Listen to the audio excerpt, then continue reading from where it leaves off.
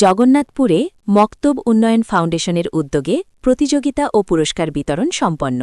মুবিন উদ্দিনের ভিডিওচিত্রে দেখুন বিস্তারিত। আসসালামু আলাইকুম। জগন্নাথপুরের জনপ্রিয় অনলাইন নিউজ পোর্টাল প্রতিদিনের জগন্নাথপুরে আপনাদের স্বাগত জানাচ্ছি।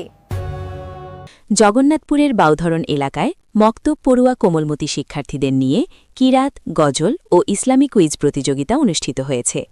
৩১ জানুয়ারি শনিবার সকালে বাউধরণ মুজিব মার্কেটে জগন্নাথপুর মক্তব উন্নয়ন ফাউন্ডেশনের উদ্যোগে এই উৎসবমুখর আয়োজন সম্পন্ন হয়।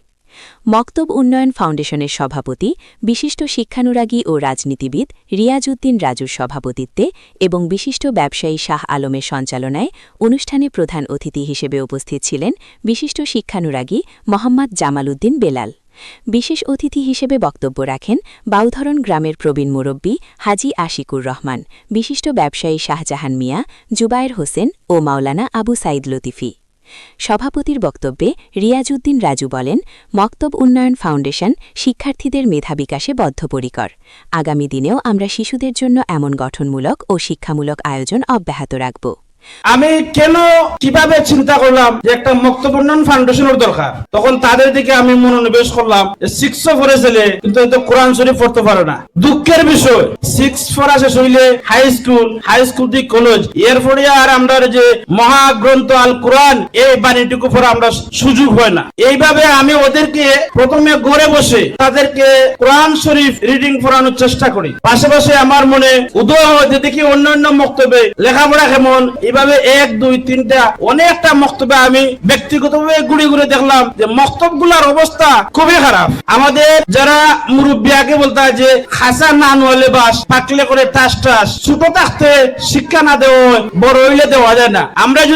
আমরা বিবেকে প্রশ্ন করি যে মক্তব থেকে যে 10টা সূরা মুখস্থ করছিলাম, মক্তব থেকে বাড়ানোর পরে আমরা কয়টা সূরা মুখস্থ হয়েছে? তার নিঃসন্দেহে আমরা উত্তর দিব না, মক্তব থেকে বাড়ানোর পরে একটা সূরা আমরা মুখস্থ নাই, হয়তো কিছু কিছু বাইনতে 2-1টা করছেন। তাইলে আমরা এটাই দাঁড়াইলো যে মক্তবই মূল শিক্ষা প্রতিষ্ঠান, মক্তব ইসলামের মূল শিক্ষা দেওয়া হয়। তাই এই মক্তবে গুরুত্ব দেওয়ার লাগি দেশ এবং বিদেশ সর্ব অবস্থায় যে যেখানে আছে আমি অনুরোধ করব অভিভাবক, শিক্ষক মন্ডলী সবাই রে যে আপনারা আপনাদের যে যেখানে আছে যে অবস্থান থেকে আমরা মক্তবের থেকে একটু গুরুত্ব দিই। আমাদের এই সোনামণি ভবিষ্যতে সুন্দরভাবে গড়ার লাগি মক্তব একটা উপযোগী প্রতিষ্ঠান, এই প্রতিষ্ঠানে আমরা ফাটাই এবং বিশেষ করে মক্তব থেকে মানুষের সেই ছোট ছোট শিশুদেরকে বিমুখ যে জিনিস করে মোবাইল, এই মোবাইলটা তার হাতে আমরা এই বসে না দেই এবং তার হাতে আমরা ইসলামী বই তুলে দেই।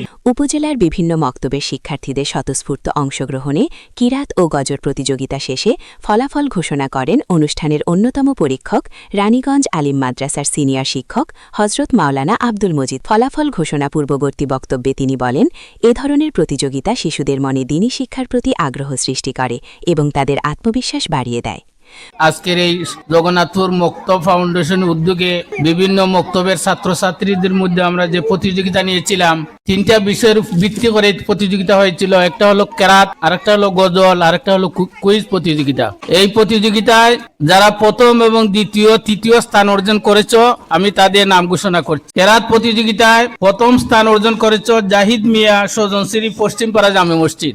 দ্বিতীয় স্থান তানহা আক্তার, ইসমাইল চক উত্তরপাড়া জামে মসজিদ। তৃতীয় স্থান মাহমুদুল হাসান, সজনশ্রী পূর্বপাড়া জামে মসজিদ। গজল প্রতিযোগিতায় প্রথম স্থান অর্জন করেছ আলামিন ইসলাম, বাউদরণ ওয়াহিদনগর। দ্বিতীয় স্থান শাহিদ মিয়া, সজনশ্রী পশ্চিমপাড়া জামে মসজিদ। তৃতীয় স্থান ফাইজা বেগম, বাউদরণ কৈসাবরি জামে মসজিদ। কুইজ প্রতিযোগিতায় প্রথম স্থান অর্জন করেছে মোহাম্মদ মাহমুদুল হাসান, সজনশ্রী পূর্বপাড়া জামে মসজিদ। দ্বিতীয় স্থান অর্জন করেছে সুরাইয়া আক্তার, বাউদরণ মাঝপাড়া জামে মসজিদ। তৃতীয় স্থান অর্জন করেছে মাহিদ আহমদ, সজনশ্রী দক্ষিণ পাড়া জামে মসজিদ। এই হলো আজকের কেরাত, হামনাদ এবং কুইজ প্রতিযোগিতার ফলাফল। প্রতিযোগিতায় বিচারক হিসেবে আরও দায়িত্ব পালন করেন মাওলানা জুবায়ের আহমদ ও আবদুল্লাহ আল মামুন। অনুষ্ঠানের শেষ পর্যায়ে বিজয়ীদের হাতে আকর্ষণীয় পুরস্কার তুলে দেওয়া হয় এবং দোয়া ও মোনাজাতের মাধ্যমে অনুষ্ঠানের সমাপ্তি ঘটে।